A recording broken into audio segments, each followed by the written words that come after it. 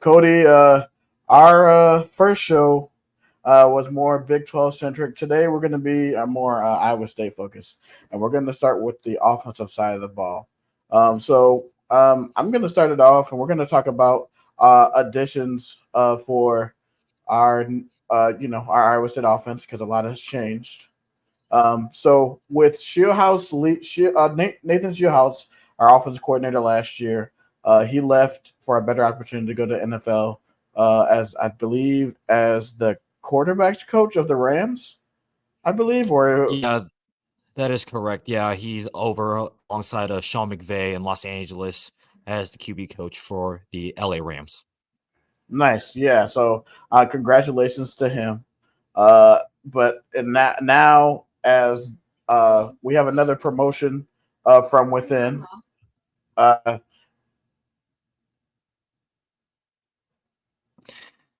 Yeah, so yeah, with that, obviously, Nate House from last season, he was definitely it was his first year as offensive coordinator with the departure of Tom Manning. So yes. Tom Manning had been there for a very long time, alongside with Matt Campbell, basically since like Campbell got to Iowa State. And a lot of I say this like as a big fan, like a diehard fan of Iowa State, a lot of fans did have a gripe when it came to Tom Manning's offense. Like it wasn't bad, but I think there was a lot more that could have been expelled on, especially with some of the wide receivers that we've had come through Ames, i.e., Yeah. Alan Lazard and Akeem Butler, to name a few. Yeah, I also think that just like offensively with the type of philosophy, I also think that he wanted to run his offense and not really play to the strengths of what our quarterbacks did best. I think that's why Brock Purdy was Mr. Irrelevant going into the 2022 draft. I like and just think like if we would have actually lived up to expectations in 2021, I do think he'd be looked at in a more higher light than he is now.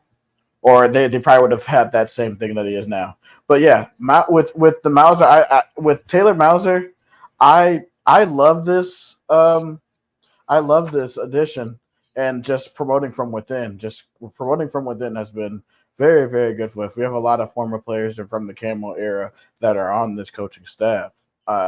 So Mauser was formerly the tight ends coach. So he coached Kohler and Sainer and all of them from the Brock Purdy era. And he also was with them during Toledo. That was the crazy part about this is that he's been with them, so he's paid his dues, and he definitely deserves this position. I'm also very, very excited to see what he has to offer for this offense. And from former interviews, he said he's not afraid to pass the ball, and with a quarterback like Rocco, who we're about to talk about next, I'm excited to see where this goes. Yeah, for sure. And obviously, yeah, Taylor Mauser, like mentioned, obviously, he's very excited to work with this room. He's very excited to work with a guy like Rocco. And I'm overall excited to see what Taylor Mauser has in store for the Cyclones. And speaking of Rocco, we are going to get to him now. So Rocco Beck obviously is a big name here names. He made his name last season, becoming Big 12 Offensive Freshman of the Year, and was also named to the Athletics second team All-American freshman team. He had season statistics of 3,120 passing yards with 23 touchdowns and only 8 interceptions. Now, to give some context for Rocco Beck, obviously, Rocco Beck came in and started in the aftermath of what happened in the previous in that offseason. The whole gambling scandal happened, so that affected our the previous starting quarterback, Hunter Deckers. Now, looking at it in hindsight, now with the seasons that Deckers had and what Beck had, clearly Rocco Beck was the better guy, but that's just the power of hindsight.